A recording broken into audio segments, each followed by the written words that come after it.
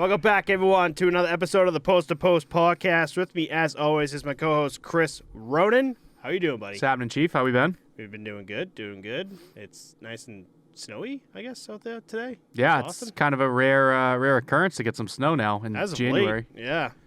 It was weird. Definitely Boston weather because it was like snowing this morning, then turned to rain, then just stopped, and then turned to rain, then snow, then rain again. Like, all right, what are you going to do? Is it going to, what's going on? Yeah, it was all snow over my way. Holbrook and, really? and Quincy, yeah both spots. Dorchester was just like a mix of just bullshit all day today. But it's not accumulating, which is good because I am not a snow guy at all. Like the cold, hate the snow, huh? Yep, hate it. I love the cold. Just snow. I see snow on the ground start accumulating. I'm just like, ugh, miserable. Bit of a conundrum there. Mm-hmm. You have a big house. You have a big driveway, too, so that must be a pain in the ass. It's not bad. It's like 2.5 cars. I don't know. It's just long. Yeah, it's good. I mean, the good thing is, like, when it snows, we park both our cars there, so then, I only have to shovel around those two cars and then, a half a row. Mm-hmm. I don't know. I guess the only positive I got from snow is when we leave from recording, we put Luna outside. Oh, she loves it. Your dog loves the snow. It's just hilarious. She goes nuts, just beating her with snowballs. It's incredible how fast she is too, because like she'll leave the front yard and just like do circles around the house, and it's like she's literally becomes the Flash. Yeah, she's fast. It's fun. Her nose gets like bright red because it's pink, and she loves it. So like when she's out in the snow too long, her nose gets all red. It's too funny. But should we just get right the hell into it? Let's do it. So we got some trade and some signings that happened this week. Let's jump right into it with the Minnesota Wild. The Wild have signed 21-year-old forward Matt Boldy to a 7-year, $49 million contract, which is $7 million AAV. Boldy has played only 89 games and has 27 goals and 41 assists in that short time frame between this season and last season, which was his first season. So big contract. Just means Minnesota wants these guys. Signing the young guns here, Kaprizov, Boldy, bunch of, and then we're going to be talking about Matt Dumba later on in this episode too. So Minnesota looking to make some moves here before the trade deadline. So yeah, locking down the future before these contracts start to get out of hand with the cap increasing year by year. So I think $7 million for a guy like this that is clearly producing in a short amount of time. Mm-hmm. It's definitely good, and I wouldn't say it's one of those contracts where you're paying a guy based on like what he can do versus like what his ceiling is versus what he has done. Right. I mean, 89 games is a small sample size, but he's been able to make something out of nothing there. So definitely good to see. I was happy to see this signing. 7 years is a long time, but I thought that the number was right for him. And when we talk about cap space and like caps and everything, it's good. So 7 years is great. Like if he just keeps this up, 7 years would be a great time for Boldy here. And but say in 3 years, 4 years, say he just doesn't stop producing like the way he did or was, and they can still get something for him. $7 million is not a bad pickup for a team. I think it might get something for him later on. But I think the goal here with the Minnesota Wild is make him a Wild for as long as they can. Yeah, and I think at the end of this contract, too, 28 years old, looking to get paid out for, what he can do with the rest of his career. I think he'll be looking at $9 million at that point, 7 years down the line, hopefully. Yeah. Little pay raise, a little couple 2-3 year contract kind of deal. Right. So we'll see. Maybe you can learn something from Kaprizov and see this guy grow. Yeah. So definitely see what happens with that. Moving on to the Boston Bruins here. The Bruins have signed forward Pavel Zacha to a 4-year contract worth $19 million, which is a $4.75 million AAV. He currently has 8 goals and 22 assists, which is second most in his career. 24 assists was his first back in 2019 with the Devils. So he's only 2 assists away from catching up to his career most.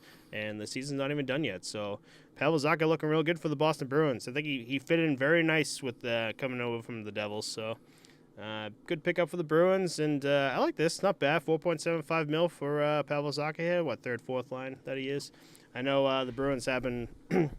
Bruins head coach has been just like really mixing up lines and shit. So, but I think he's like a solid like third or fourth line guy for the Bruins. Yeah, the Bruins are so deep. Like he could probably be a second line player on any other team in the NHL. And I mean, they're just so deep right now that a third, fourth line is where he slots in. Right. 4.75 seems like a lot for a third, fourth line guy, but I think, like you're saying, he's having statistically, it's going to be a career year for him. Mm-hmm. I think he slotted in nicely, taking over for Eric Haula, and he's much younger too. So this number and the term I think is very good. 4 years, 4.75.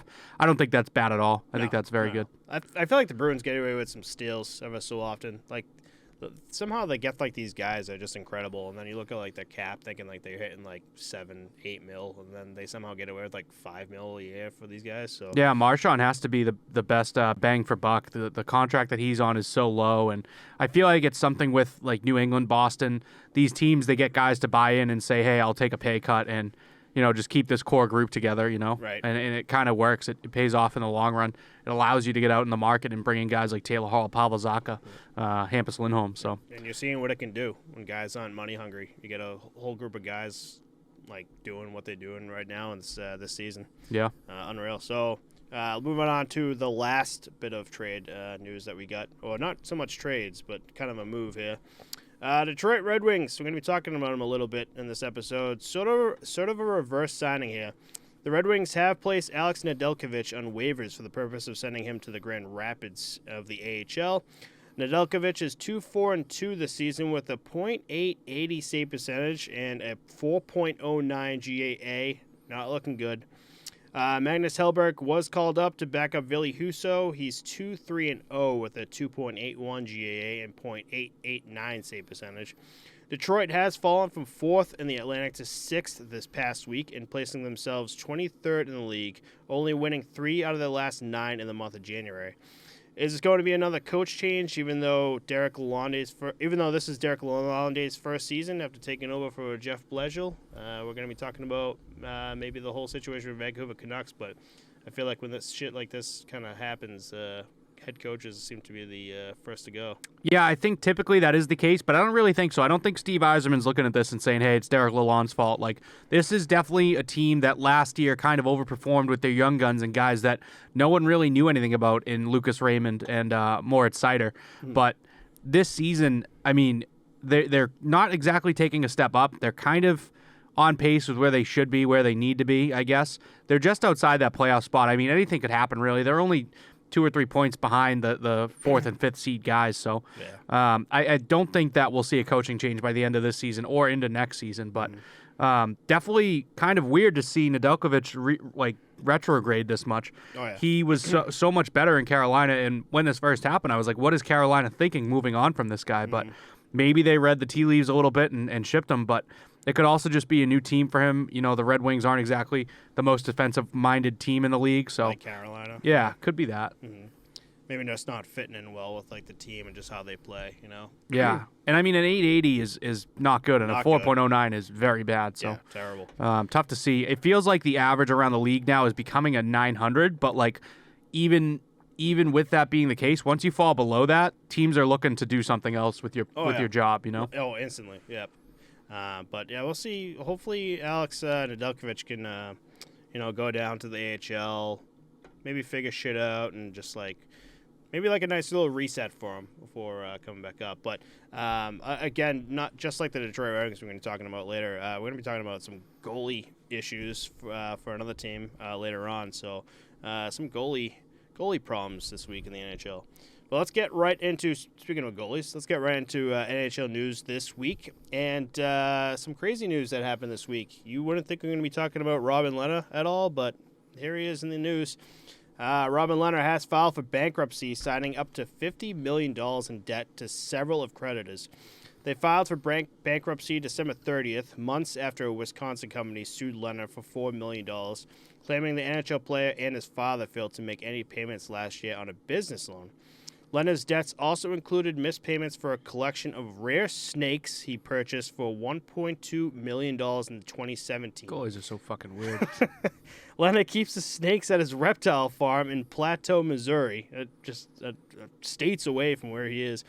Lehner signed a 5-year, $25 million contract with the Knights in 2020, but has spent the 2022-2023 season recovering from hip surgery. Weird-ass news coming, but I don't know. When you put the face next to Lehner, you're kind of just like, I don't know. Kind of expect this. But do you expect a snake farm coming from Lehner here? I feel like I could picture, right where the Long Island tattoo is on his neck, like a little snake on the other side, wrapping around, some sick ink. But no, definitely a strange cat, kind of an odd duck. He's very open and out there with what he likes to do. But it does suck to see $50 million in debt. We got another case of an Evander Kane, but not gambling. He's just kind of running up business debt loans that he's not paying back, which is kind of weird, kind of odd. So yeah, imagine having 1.2 mil just to drop on snakes. How many snakes is this? How rare do you think how they rare are? are these snakes? Yeah, that's wild. All right, well, so I guess we're gonna get.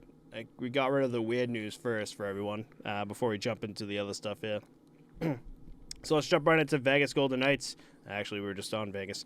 Mark Stone is out again with another back injury, which must be terrible for the Vegas Golden Knights to hear.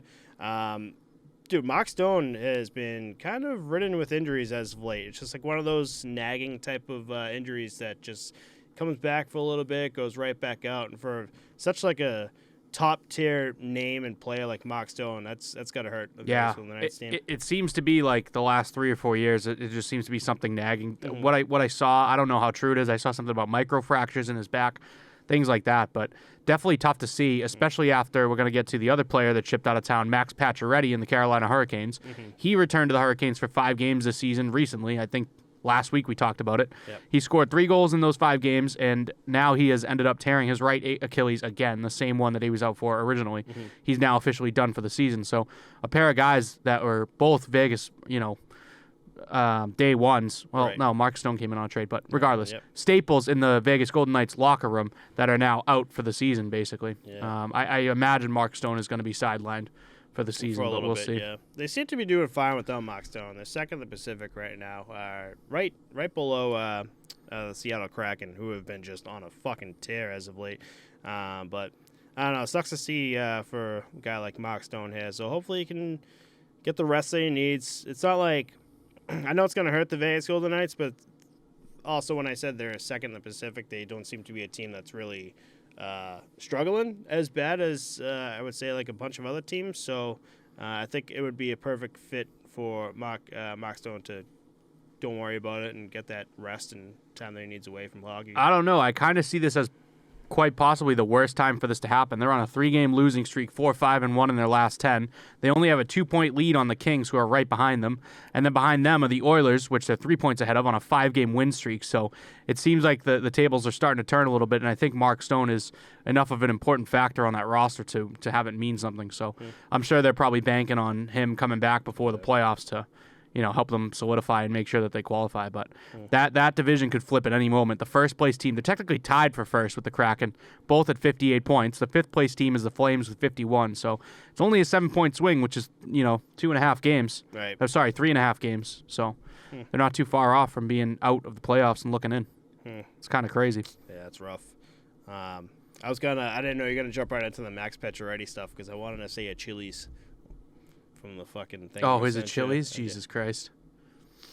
No, the Achilles. Yes, I get it, Matt. Thank you. Yeah. Another injury update here in Montreal.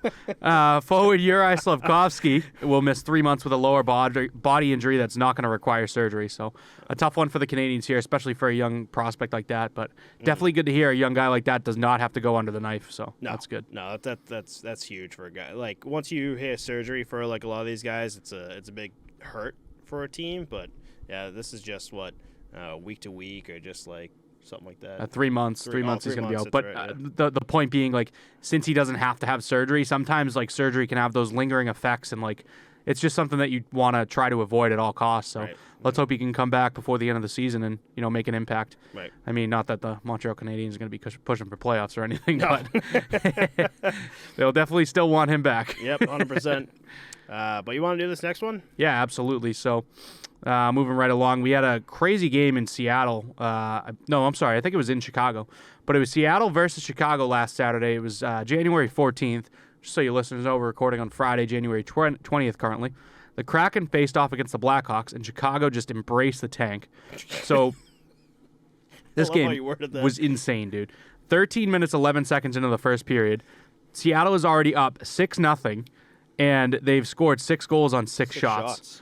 The final score does end up being 8-5 Seattle, and Chicago almost tried to make a comeback here, but it was just surprising to me that a team like Chicago could even put up 5 on a team like Seattle, just how hot they've been. But, dude, 6 goals on 6 shots, that's like fucking me on a Tuesday night. That's not good. That's disgusting. Oh.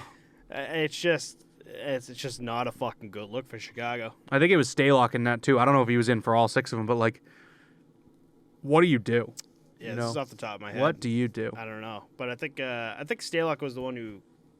Oh, I could be wrong here. I think He may have come in relief. In relief. Oh boy! But even then, it's just like after what, the 4th. So he's the first goal. He's 4 for 4, and the other guy's 2 for 2. Right. It's like, all right, buddy. It's time to make a stop. It's just mix one in, will you? And the hurt. But yeah, I mean, Chicago.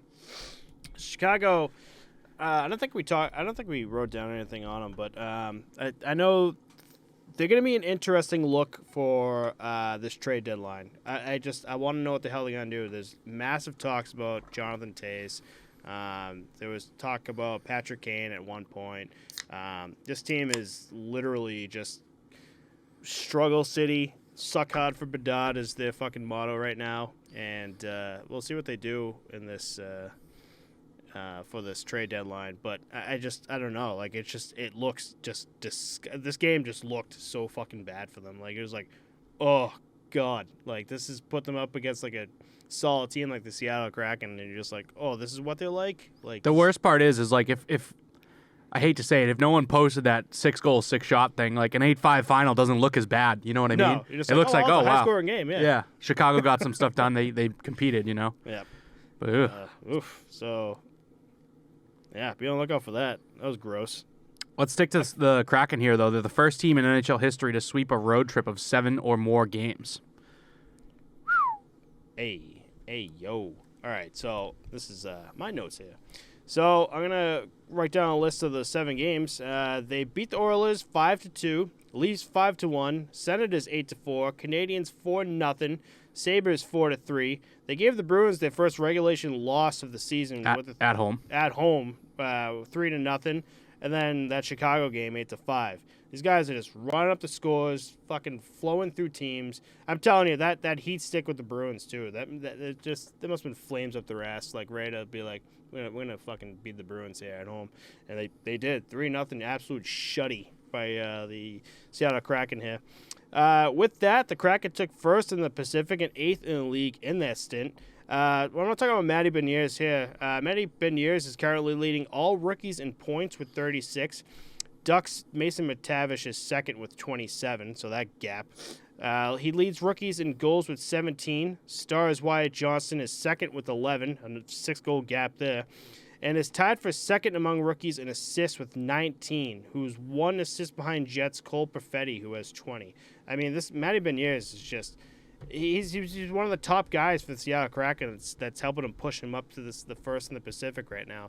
And it's just an absolute... Kraken has just been an absolute 180 from what they were last season. It's unbelievable kind of watching them play.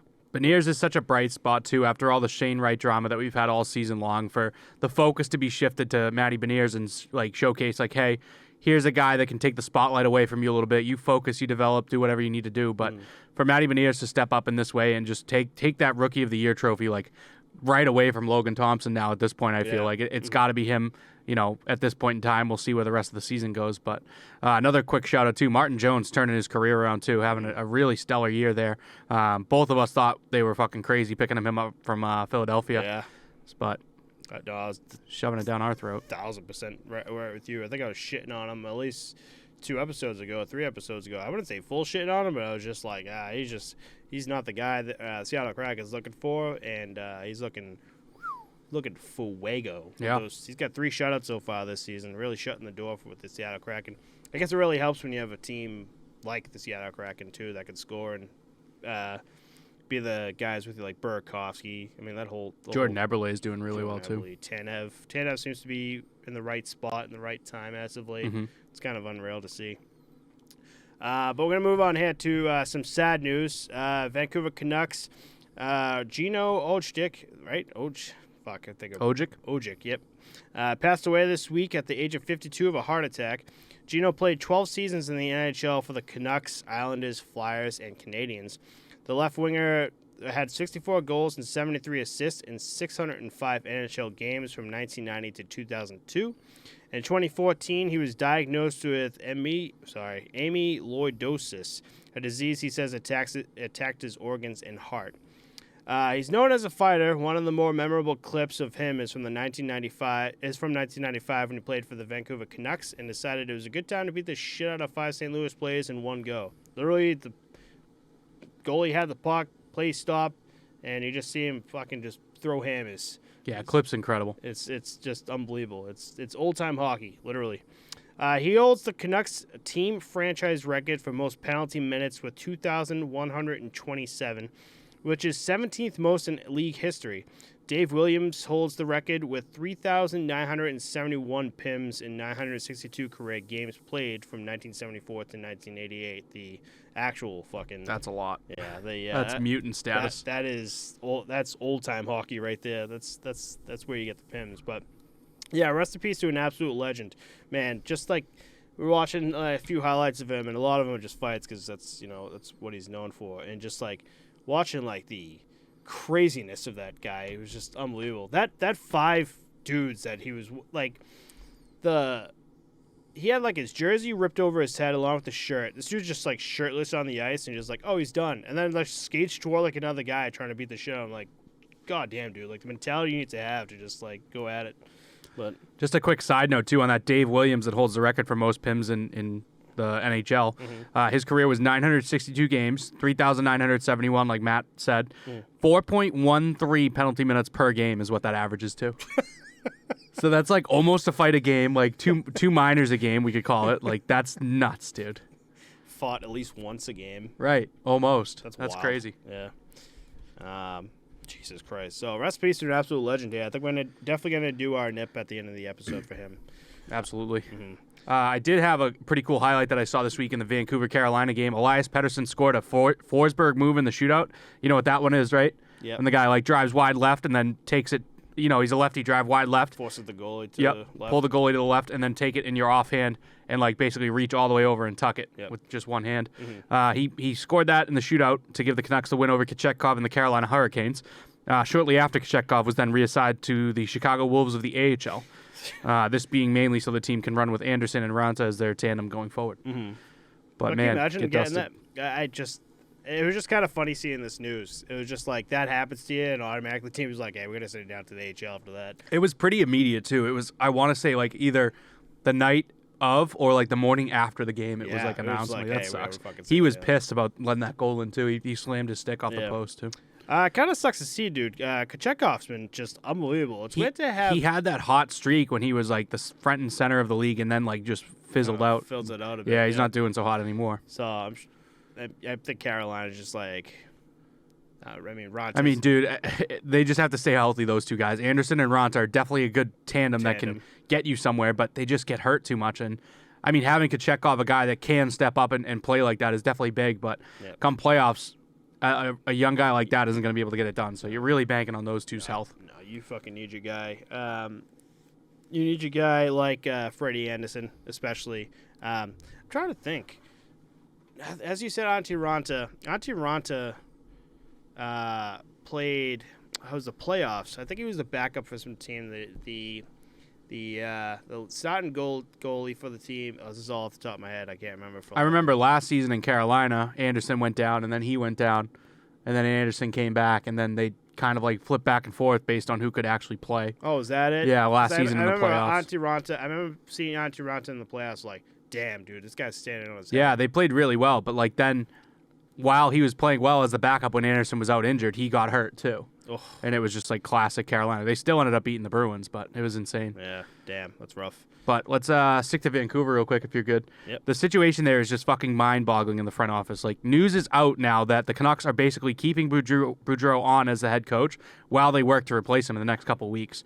Canucks president Jim Rutherford had this to say about the team, quote, "I'm disappointed in the job I've done to this point. We have to do major surgery." He says then head coach Bruce Boudreau faced the media this week too. Ended up getting emotional speaking about the current situation. One of the reporters asked him, "What does it mean to you to be a head coach in this league?" And Boudreau got all choked up, like basically starting to cry a little bit. And he was like, "Well, I'll talk later." Yeah. You know, it sucks. It's like this isn't Bruce Boudreau's fault. 100%. No, this isn't his fault. Yet for some reason, again, like I talked about the Detroit Red Wings, how it just the blame just goes straight on the head coaches. Scapegoat. Yeah, it's a scapegoat. You're like, well, if it's not Bruce Boudreau's Boudreau's fault, right? So what the fuck would it matter if you bring in another coach? Like, the team's still gonna fucking suck. Yeah, and I think the big part about it is the president of Rutherford stepping up and saying like it's his fault and they have to do major surgery, but at the same token, like, you're gonna gas your coach because of it. You know what I mean? Right. Like, I don't think at the end of the day, like, changing the coach is gonna be enough. And if it is, it's gonna have to be something that comes after you do this major surgery that you're talking about. Right. It's not like bring in a new guy and that's gonna fix it. No, not at all. And it's a list of shit with the Vancouver Canucks. It is. Really is. is. It's a really list is. of shit. And I think the big one right now as a team, as a player, is the morale. Yeah. When you have a fucking team like this, you're one of the worst teams in the league. It's Your morale miserable. it's miserable. It's like, fuck are we doing? Like, we can't win to like save our goddamn lives, you know? And then you have the whole situation where Jim Rutherford's coming out and just like kind of blaming himself. So not only is Jim Rutherford coming out saying it, but now as a team, because of how bad you are and the morale you have, you're seeing your coach, Bruce Boudreau, who had nothing really to do with like everything that's going on, about to lose his job because of the whole situation. So the morale is like 6 feet under now at this point. It's just like, you know, what do you do? And then you have the Bo Horvat trade rumors looming. You have JT Miller. It seems like he's kind of a cancer in the locker room is what we're seeing a little bit like on the back end. There's rumors of him wanting out of Vancouver. It's just crazy. It's like Chicago Junior. You know what I mean? It really is. And then you see these Vancouver Canucks fans who are just like bringing up their jerseys and throwing them on the ice after every game, and it's just like classic Canada. Yeah, it's like, I don't know. It's got to start with morale first. With morale comes. You got to string a couple together. That's really. Oh it. yeah, you got to turn the ship around a little bit. Exactly. There's got to be something's got to hit. They got to start winning a few games, get the fire under them, figure shit out. 2-8-0 in their last 10. Tough to wake up and go to the rink when you're looking at that. Yep, exactly. It's just like, what the fuck's the point at this point? What did I say? What is the point at this point? Yeah, that's what I meant. Still works. That still works. But yeah, rough. I don't know. It's really just a waiting game at this point to see what the hell the Vancouver Canucks do.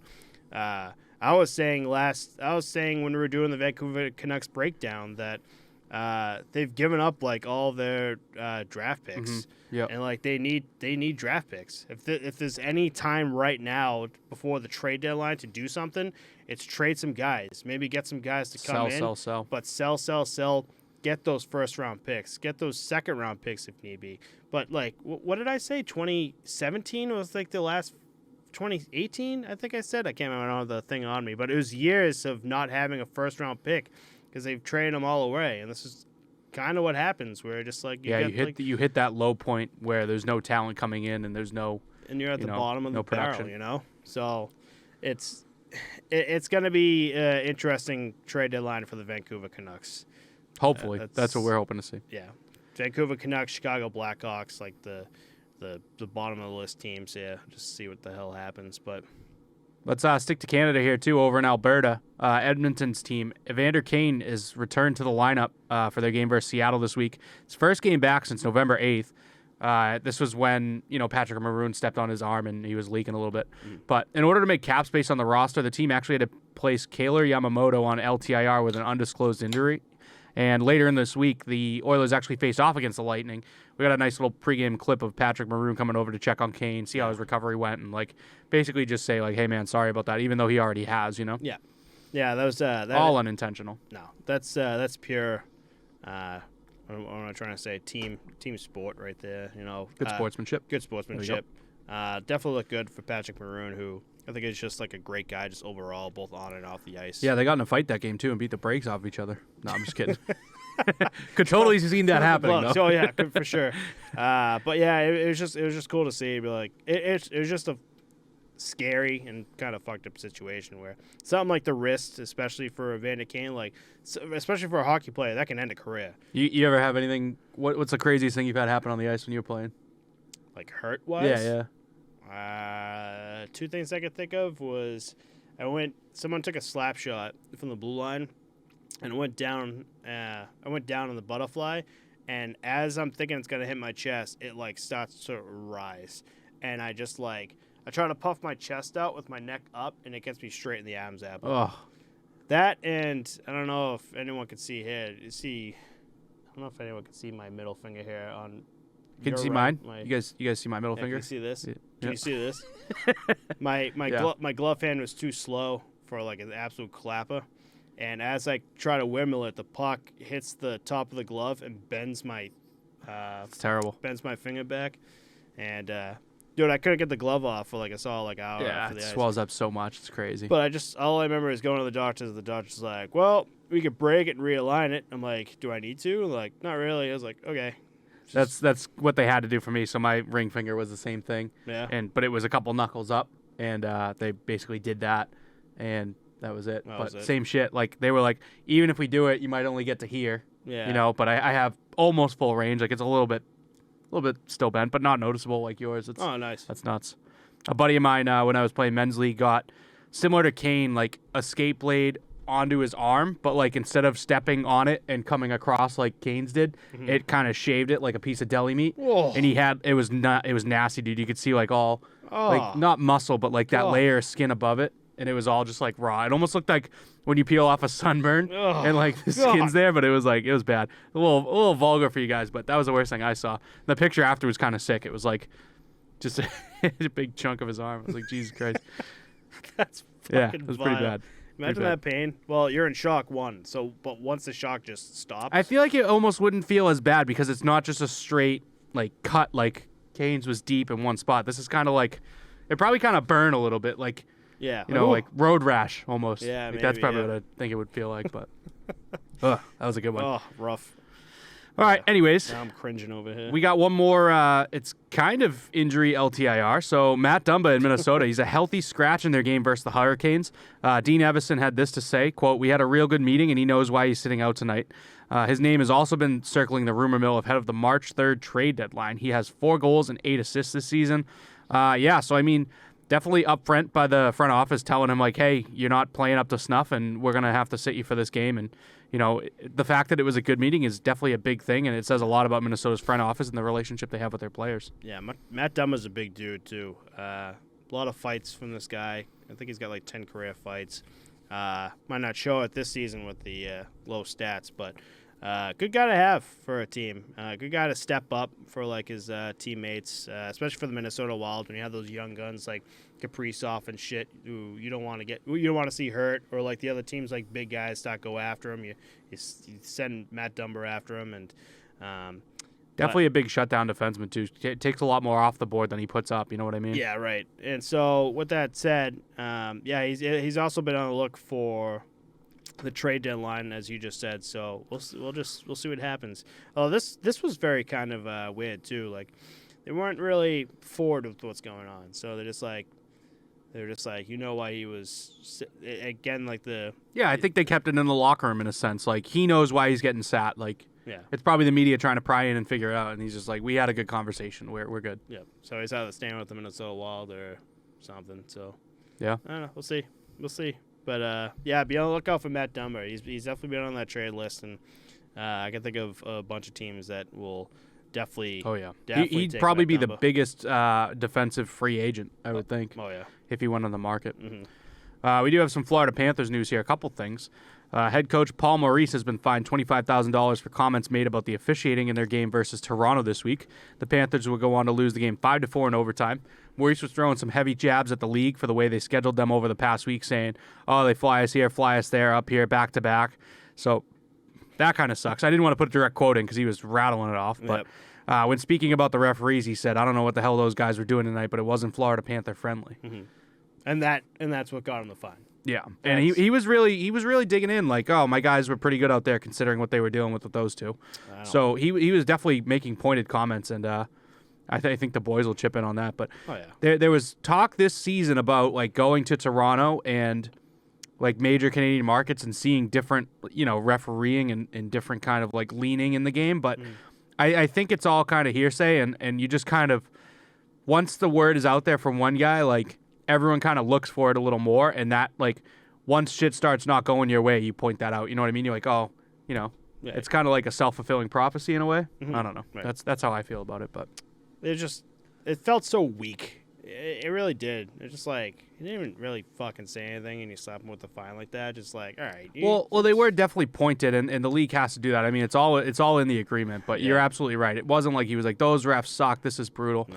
But he did definitely say like, hey, with my guys, the way they handled everything out there with those two out there, talk like directly saying the officiating basically. Right. And can you see Paul Maurice angry? Can you see if Paul Maurice like beat right in the face like John Tortorella? No, it's just like it was Paul Maurice being Paul Maurice, just calmly talking through the situation, and that's what happened. But I hope the boys from Florida help him out with that. The only hard part is too, like the media kind of leads him a little bit down that path to dig into the officials a little bit. Yeah. Like they were like, oh, some questionable calls out there.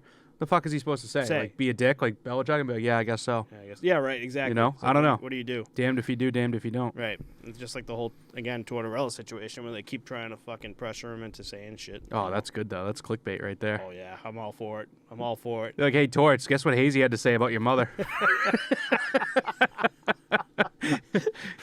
Sportsnet or NHL post something. All I see is like the title that says Tortorella. I'm like, click. What's going on? Yeah. What do you do this Tortorella, time? number one, God. and Sutter's number 2. If I see them saying anything, I'm like, I gotta know. Tortorella beats the shit out of a player in the locker room. Click. But yeah, let's move on here too. So we're going to keep on with the Florida Panthers here. The Florida Panthers also made some changes between the pipes and loaned goalie Spencer Knight to the Charlotte Checkers in the AHL. Knight having a career-low season with a .973 record, .906 save percentage, and .305 GAA. Only winning one game in his last 5, giving up 21 goals in those 5 games. Both Bobrovsky and now Spencer Knight are now out. Alex Lyon and Mac Guzda is the tandem currently. Lyon winning his first game and first start of the season against Montreal this week, and Mac Guzda will maybe play his first NHL game. So an absolute 180 tandem right now for the Florida Panthers, who are kind of clinging on to what they had. Dude, what are they doing? Are they fucking mailing it in? Like, we don't care that we're in the 4th seed? Like, that's wild, dude. Like, 906 is above league average, I would imagine. 305 isn't great. Like 9-7-3, yeah, he's not getting out there and winning the games for you, but like, no. I don't understand it. And Florida's moving up too. This week they just hit the 4th place in the Atlantic, which is great for Florida. But I mean, when this happens, when you're starting goalie Bobrovsky and Spencer Knight, who really hasn't been playing well at all this season, both go out, and you're relying on Alex Lyon, who hasn't played in. I don't think he's played for the Florida Panthers. I think he's played for the Philadelphia Flyers. I think that's it. Am I wrong? And Matt Guzda, who hasn't played an NHL game yet. Alex Lyon, 25 games played. 16 with the Flyers. Sorry, 22 with the Flyers, 2 with the Hurricanes, and 1 with the Panthers. Yep. But I don't know. It's a fucking... Dude, like, it would make sense to me if you had Bobrovsky in, Knight's not playing well, right? So you're like, let's send him down and bring up an Alex Lyon or a Matt Guzda, whatever you want to do. But, like, for both of those guys to be out and for you to not rely on Spencer Knight to stay up, and even if he's backing up one of those two guys, I don't know. That's just, it's crazy to me. It's almost like we don't give a fuck this year. Like, let's mail it in and fucking see what happens. Yeah, but, like, they're there. They're in the playoff race, you know? Mm-hmm. It is tough, though. I mean, in the 5-3 option that we have for playoffs this season, right? The Bruins with 76 points, Maple Leafs with 63, Lightning with 59. Like, those 3 are definitely in. Mm-hmm. Then you bump over to the Metro, the lowest team there. The 5th seed Penguins have 53 points, so they would definitely still be out of the playoffs here if playoffs started today by 4 points. So it's just like you're still in the hunt, in the race. Like, what are we doing? Right. I don't know. I just thought it was crazy to see. Kind of a weird predicament for everyone to be in, too. But I don't know. I guess I don't even want to see. I don't want to even say we'll see because I don't know. Like exactly what I just said about the tandem. One guy who hasn't played in the NHL, another guy who's been like a just streaky backup throughout his career. Just I don't know. Just it's just not looking good for the Florida Panthers. Who are they playing? Do you have the schedule up too? I'll pull them up. Yeah. Yeah. Like now I kind of want to know who the fuck they're playing. Like if it's an easier, like what if they're playing like Tampa Bay Lightning or the Boston Bruins or something like that? They're just gonna get lit the fuck up. Yeah. So after that overtime debacle with their head coach Paul Maurice, they won their game yesterday 6-2 over the Canadiens, playing the Wild, the Rangers, the Penguins, the Kings, the Bruins, the Lightning in the next 6. So I mean, I'd say four of those six matchups are really bad. Yeah. And 5 of the 6 they're probably gonna have a hard time with. Like, Yep. this is something that's totally like we're gonna be like, what are they doing? And then 6 games from now, we're gonna be like, holy shit, those 2 guys are like the new Panthers goalies. You know what I mean? They're like retaining 75% of Bobrovsky's salary to get him off the team. Gonna have a fucking Matt Guzda jersey hanging up here next week. Yeah, I'll be like, oh my god. This dude's... Speaking of which, fans, you like the new jersey here? My team here, my Sunday night pickup bought me one of these jerseys. It's Peppers. They're in a Milton only league. I think there's 4 teams. It used to be a 6-team league. And yeah, they like the Guinness. I like the Guinness, so having a good time. Yeah, we didn't. I like the front logo. That's pretty cool, like the whole Guinness and Peppers and everything. But on the back, you were telling me that even though you might not have an Irish last name, they give everyone an Irish last name. Yeah, so they put an O in front of everyone's name. So there's an Irish guy on the team with an MC, like a Mick in front of his name. So it's O Mick something, and then there's an Italian guy like Santarelli. It's like Santarelli. Like, yep. It's pretty funny. You're like Ronan in the back. Yeah. What did you pick? I picked 4 because I have 16 for my massive ice holes, and 16 is Emma's birthday, so I wanted to have a jersey for That's both. Awesome. Yeah. I was gonna say, what a crazy number to have for a goalie. Yeah. Interesting. Yeah. Nice man. We'll probably be seeing you on the Florida Panthers. Yeah, maybe. Yeah, right. We'll see what happens. We do have some other new jerseys to talk about too. Arizona had some New Jersey swag drop this week. Swag. Collab with the Iced Tea Company with the nice new logo. Kind of looks like Arizona Iced Tea. Yeah. I thought. No. Well, at least they look good on the ice. Yeah, I thought they looked sharp. I did like the kind of like, Aztec look, to like a New Mexico style, font on it. Yep. For that jersey, yeah, Connor Ingram already had like a set up ready to go. Did you see it? The whole red. That was nice looking. It's nice. It's sharp too. I like it. And they use like the moon for the C. Yep. And 2 cactuses for the A. Dude, I've always loved the Arizona Coyotes logos. I think they were always sick. The Kachina. Yeah. I didn't like the year that they had like the running coyote. You know what I'm talking about? The full body coyote. It almost looked like a fox. Yeah. I didn't like that. But other than that, yeah, they don't usually miss the mark. No, they're usually pretty good. And I like how just like the Kachina and everything, like there's hidden messages or hidden things like the logos itself. Yeah, so definitely cool. Arizona really nails it with their stuff. But what do you think about the All-Star jerseys? You see those? It's really old school. I think it was the 1994 All-Star game that they based after. It's a callback, which I don't mind. It's an All-Star game, and if you're John Tortorella, you definitely don't give a shit. But it's very old school esque like type of throwback, like nothing really special. Just you're gonna wash them and be like, oh, okay. There's a whole like that's what the NHL has been doing as of late. This year, last year, the past 2 years, like if they could do anything throwback that looks cool, they'll fucking do it. So I don't know. What was your thoughts on them? I thought they were all right. They're really like light blue and pink were kind of weird colors. Yeah. I thought, but like it still kind of looked nice. Yeah. But they were very like almost plain in a way too. I don't know.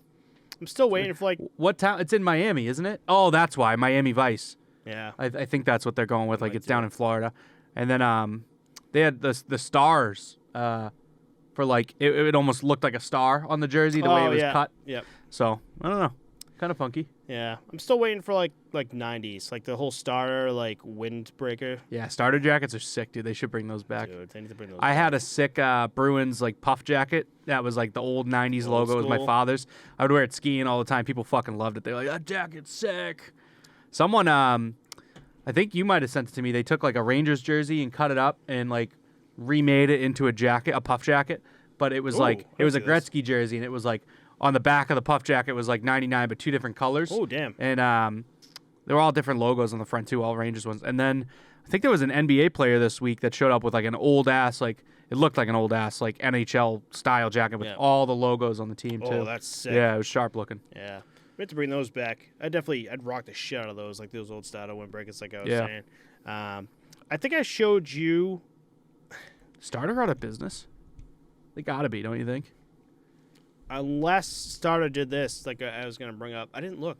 Now I'm thinking about it. Pure Hockey is at Pure Hockey, and they had this awesome like. You know, like the 90s, like those button jackets, like button all the way down. Yep. They had that for the Bruins. I'm like, oh, this is sick. And I was just getting my skate shop, and I was just kind of looking around. I saw it, and I'm like, why the fuck is this $120? Like, I don't know if Pure Hockey's got some like cool stuff, but it's also stuff that I'm like, oh man, you hiked this price up. Like, who's gonna buy this? You No know, shit. It's unbelievable. They have that Bruins Winter Classic jersey too. That was like this close, but I'm like, oh, I know I can get it cheaper somewhere Dude, else. the year that I think I mentioned it on the pod before, the year that they got smoked in Foxborough by the Canadians in those powder blues, I bought the Bruins Winter Classic one was half off. Nice. So I went in there, it was like $60-$70. But Starter is still in business technically. I think they're like a subsidiary of Nike now. I'm not 100% on that, but definitely still around, still pumping stuff out. I'm gonna go on their website and see what they have. I don't know if they have a website. You gotta phone them in. You gotta call them on the rotary phone and place your order. Maybe mail it in with the little fucking rebates. Yeah, the one guy that owns Starter is his beep is gonna go off and be like, fuck. The beeper, dude. There you go. He's gonna be blowing the That's dust fucking off. Like, who's fucking beeping me? Calling me up with the rotor. It's like, hey, do you still sell the windbreakers? Looking at the fucking time, like, is this fucking 92? What's going on? I'm gonna put these guys back in business. We rocking fucking windbreakers all Next over week. the place. Yep. Be sick. Quebec Nordique windbreakers. Get fucking jumped if I wear like a Montreal Canadiens windbreaker around here. That's right. Patrick Roy on the back. Nothing wrong with that. All for it. We do have a couple milestones here, too. Dallas Stars captain Jamie Benn has moved into the second spot for all-time franchise games played with 993 behind Mike Modano, who has 1,459. So he's got a little bit of work to do. But legend. shout out to him. Yeah. Jamie Benn's fucking stud, dude. Dude, I love Nasty. Jamie Benn. I remember, did I send you it or you sent it to me? I think a fan is like, he's behind where the bench is. He's like 4 rows up, I think, and he's watching Jamie Benn like tape up his stick, like I guess like before a game or something like that. And he's looking down and like he looks up and notices him real quick and goes back down and like to wax his stick or something like that and just stops and like starts staring at him like the like crazy stare, just starts smiling and good, like his fan interaction's so fucking good. Yeah, definitely cool. So yeah, I just that was cool as shit. Tampa Bay Lightning captain Steven Stamkos also hit a career milestone this week, becoming one of only 3 active players to hit the 500 goal mark. Any guesses who the other 2 might be ahead of him? Lightning captain has also hit. He's one of 3 active players in the NHL to have 500 goals. Who else in the NHL has 500 goals? Ovechkin. Yes, number 1. Ovechkin, and I feel like this one's gonna be kind of curveball here. Am I wrong? Yeah, not a curveball. You got it. Crosby. Yeah. 4 and 5 though. They might throw you for a loop. Who else can you think of that might be close? So obviously we're under 500 now. Yeah. Under 400. Patrice Bergeron, is he up there? He might be. I only went down to 5, and I know the 6th one. You might get. I'll give you 2 more guesses. Been around the league for a little bit. Oh yeah. How else you get 500 goals? Yeah, you got a good point. Be an absolute legend. Oh, I'm trying to think who's been around for a while. No. I don't know. Can't think of anything. Got Evgeny Malkin with 460. Oh shit, yeah. He's number 4, and then number 6. I'm going to jump to Patrick Kane, but number 5 ahead of him was the curveball Eric Stahl with 448. Whoa. Yeah, I thought that was pretty cool. He's getting his second comeback too. Yeah. I thought this dude was like done with the league. Like they just threw him down the AHL, and he finally got his time up with the Florida Panthers, right? Yep. So cool stuff. I actually 2 things I want to talk about, especially with the Penguins here. Always with the Penguins. Always with the Pens. So I have my guy that I play hockey with, who I sent him this earlier, and someone Sportsnet put this up. What's an unpopular opinion of yours that could get you kicked out of a hockey group chat? And he goes, Crosby is going to go down as the greatest of all time, but the truth is he's a product of so much technology and equipment, sticks, etc. He could have never made it playing in the O'Reilly era, but those guys, if given today's tech, would dominate. And I'm like, that is an interesting, debatable thing. That's not just a Crosby statement. That's an entire league statement, I think. It did get me thinking about goals, though, with Crosby, and I sat going down kind of like a stat there with him, and I think Crosby at one point in his career was just like, I'm just going to be a fucking playmaker. And I was watching I started really paying attention to him and Malkin this week. This week it was the Penguins versus the Ottawa Senators, and this game was incredible. I was sending you messages left and right. I was watching. It was just beautiful fucking game. I don't know what the hell Gino did, whatever. It was Josh Norris's first game back, and Josh Norris, or was it Gino that? No, it was Josh Norris that hit Malkin, into the boards, and it was weird. Like, he just, like, got up really slow, and I'm like, oh, shit, Gino's fucking hurt. But stayed went back to the bench, came back out on his next shift, took a tripping penalty, and literally on that power play got a nice fucking goal, like, right on the side. But every time he got the puck, he was, like, booed by Ottawa, so I don't know what he was doing. But I was like, wow, Gino still fucking got it in him. He's a little bit slower now, but I'm like, he's got still that dog in him. He got the dog in him. That and the whole Josh Norris thing was fucking crazy. But I was really paying attention to Crosby. He had 3 assists that entire game. No shots taken at all. But, like, when you watch him play, you know he's just, like, he's got the puck, and Crosby's still such a threat on the ice. Like, we talk about Cale Makar, we talk about Draisaitl, McDavid, you know, all these, like, top guys that, like, Ovechkin, again, just, like, huge threat. But Crosby seems to be just overshadowed a lot by these guys. And you notice that when he's on the ice and the Ottawa Senators are just like, holy shit, like, Crosby has the puck. Crosby's new mentality is to, like, open up space and make that fucking pass and make that play. And with those 3 assists that game, you're just like, wow, dude, like, he's really changed his game and really has been nailing it with the Penguins in that case. And I think the reason it works for him is because, you know, they used to look at him, like you said, as the guy that's going to shoot first and pass later. Now, if he adds that to his arsenal, now if he's looking pass first, they're not really expecting that shot, and they're taking away the pass and giving him a little bit more space in that sense. Right. They're taking away the assist factor and then leaving the goalie to play him one-on-one, you know? Yeah. On, like, two-on-ones I'm talking. So. Right, exactly. Yeah. But that's all I got for this week with everything going on. There you go. There we go. So, before we do our nip here, I just want to let everyone know, posttopostpod.com is our website. We have merch. We have a bunch of stuff on there. If you Starter jackets. Check it out. Starter jackets coming soon because I'm going to be on that shit tonight. No sleep for me again tonight. But, yeah, we're going to do this. Before we go, we're going to do this shot for good old Ojdik. Why do I keep fucking that name up? Ojdik. Absolute leg. Yeah, he's going to be the one dropping the gloves on me for the disrespect. All right. Cheers, buddy. Cheers, buddy.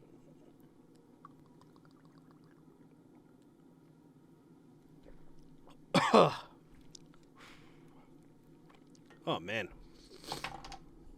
Something about those. Let's go. You know what? I think it's because of the Trulies. I'm mixing it up. I got the lemon tea and then the raspberry. So those are mixing up, and then you have the minty freshness. Yeah, that's what's weird. How was that, by the way? Not bad. I had this one before, Bailey's Strawberries and Cream. Bailey's always wears me out. Is there chocolate in those? Definitely the other one, but I wasn't sure about this, and I was like, I don't think you should do it, just to be safe. Because I was asking him, like, do you have any nips? Do I need to pick any up on the way here? And you're just like, oh, I got some pumpkin shit. Got some pumpkin shit if you want it. But you're like, oh, I got this Bailey's in the last McGillicuddy's. Like, I'll take the McGillicuddy's just to be safe. Oh, yeah. Or the all of our listeners and watchers are going to have a fucking show on their hands. But with that said, let's call it out. All right, boys and girls, thanks everyone for listening. If there's anything you want to see us cover next episode, let us know. Our links are in the description, and we'll see you all next week. Bye, guys. Peace.